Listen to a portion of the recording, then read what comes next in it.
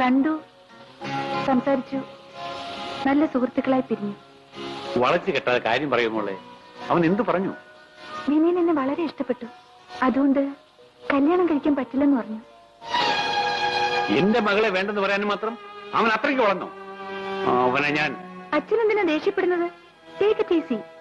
പൈങ്കിളി കഥകളിലെ പോലെ പ്രേമ നൈരാശ്യം കൊണ്ട് ഞാൻ ആത്മഹത്യ ചെയ്യൊന്നുമില്ല. അച്ഛൻ പേടിക്കാതെ. എന്നാലും അഹങ്കാരം ഞാൻ ഒരു പാഠം പഠിപ്പിക്കും. എന്റെ മകളെ അവമാനിച്ച അവനെ... ഇപ്പോൾ അച്ഛനാണ് എന്നെ അവമാനിക്കുന്നത്. ഞാനും വിനീനെ ഇക്കാര്യം മറന്ന പോലെ അച്ഛനെ ഇത് മറക്കണം. ഇക്കാര്യത്തിൽ എനിക്ക് ഒരു വിഷമവുമില്ല. നിന്റെ അഭിനയം നന്നാവുന്നുണ്ട് മോളെ. പക്ഷെ നിന്റെ മനസ്സ് കാണാൻ കഴിയുള്ള ഈ അച്ഛനോട് തന്നെ വേണോ ഇത്?